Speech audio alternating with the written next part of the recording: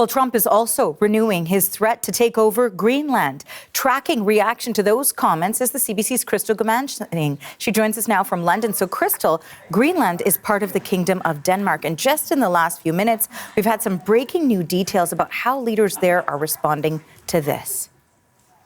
Yeah, that's right. So we heard from the Prime Minister of Denmark, Mette Frederiksen, and she is talking about the fact of if President Donald Trump goes ahead and takes any kind of action against Greenland. She had said that any sort of action against another NATO country would cause everything to stop. So people are taking the threat, the suggestion that U.S. President Donald Trump wants Greenland seriously, especially given what we have just seen happen in Venezuela. Now, we also heard this past weekend from the Prime Minister of Greenland. He talked about the fact that Greenland and the United States have been friends for a long time, that Greenland has been taking security in the Arctic seriously, not only for themselves, but for all of their allies. And he again encouraged the President of the United States and all Americans to stop with the rhetoric, saying it is completely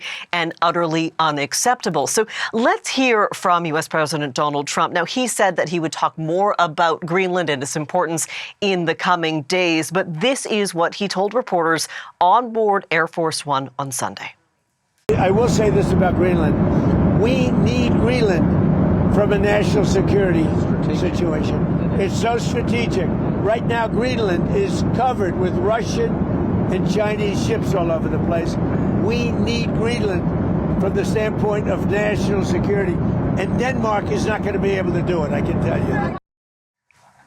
Now, he also told reporters during that conversation that the only thing Denmark has done was added one more dog sled for the protection of Greenland in that area. So he is making some disparaging comments and continuing this conversation, sort of having it resurface about the potential of seizing Greenland. And that is creating a lot of concern, frustration, and fear that he could actually act on this. And of course, we just don't know if it's Trump talking or if he is laying out future plans. No doubt. Always a lot of unpredictability when it comes to the U.S. president. And when we watched what unfolded over the past several days, there has been so much international reaction to the military action and also the rhetoric coming from the U.S. president. What are you tracking on that?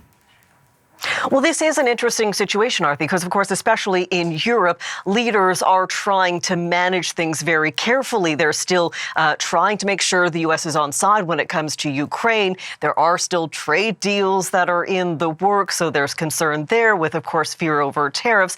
But they have to say something, especially given the fact that Denmark is a NATO country. So we're hearing from a number of leaders. One of them is UK Prime Minister Keir Starmer. This is what he had to say, and he's coming up very much on side of Denmark and Greenland. Well, the future of Greenland is for Greenland and the Kingdom of Denmark, and for Greenland and the future of Denmark only. And Denmark is a very close ally of the UK, both in Europe and in NATO, and it's very important that we're clear about the principles applicable to here. Greenland and the Kingdom of Denmark must determine the future of Greenland and nobody else. And Arthi, we're hearing similar comments also from leaders in Germany and in France, as well as the spokesperson for the European Commission. Crystal, thank you for this. That's the CBC's Crystal Gamansing in London.